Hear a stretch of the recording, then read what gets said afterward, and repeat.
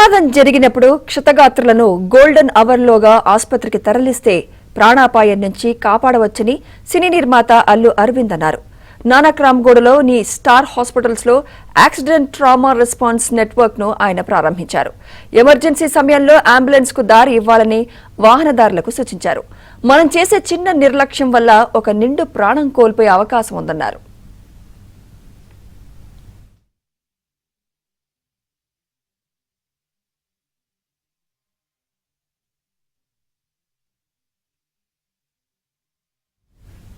ప్రజలకు మెరుగైన సేవలు అందించాలనే ఉద్దేశంతో 15 అంబులెన్స్లను సిద్దం చేశామని ఎండీ మన్నెం గోపీచంద్ తెలిపారు. ప్రమాదం జరిగినప్పుడు 15 నిమిషాల్లో క్షతగాత్రులను తరలించేలా నెట్వర్క్ ను ఏర్పాటు చేశామన్నారు. దీనివల్ల గుండెపోటు, బ్రెయిన్ స్ట్రోక్ వచ్చినప్పుడు పేషెంట్ కు వీలైనంత త్వరగా చికిత్సను అందించి ప్రాణాలను కాపాడవచ్చన్నారు. భవిష్యత్తులో అంబులెన్స్లను పొడిగిస్తామని ఎండీ స్పష్టం చేశారు. ఇదివరకు ఎక్కువ వసతులు లేవు, అంటే అంబులెన్సులు లేవు, పారామెడికల్ లేదు. వచ్చిన తర్వాత అక్కడికి చేరిన తర్వాత ఆ పేషెంట్ని ఎలా తీసుకురావాలా అన్న ఒక నాలెడ్జ్ లేదు.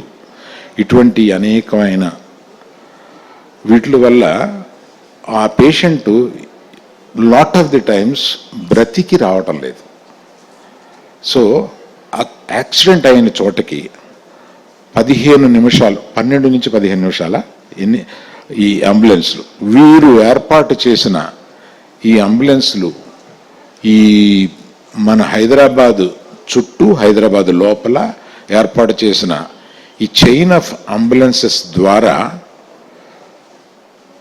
ఆ ఫోన్ నెంబర్కి, ఇక్కడ ముఖ్యంగా అందరూ నోట్ చేసుకోవాల్సింది ఆ ఫోన్ నెంబరు. ఆ ఫోన్ నెంబర్కి ఫోన్ చేస్తే 12 నుంచి 15 నిమిషాల లోపల ఆ యాక్సిడెంట్ అయిన స్పాట్కి అక్కడ చేరడానికి అవకాశం కలగజేస్తున్నారు మన స్టార్ హాస్పిటల్ వారు. ఈ నెట్వర్క్ బేస్డ్ ఆన్ ఒక నెక్స్ట్ 6 monthsలో ఉండే ఇన్ఫర్మేషన్ బట్టి ఇంకొక 15-20 అంబులెన్స్ లాగానే యాడ్ చేయడానికి మేము రెడీగా ఉన్నాము. Most important thing is effectiveness.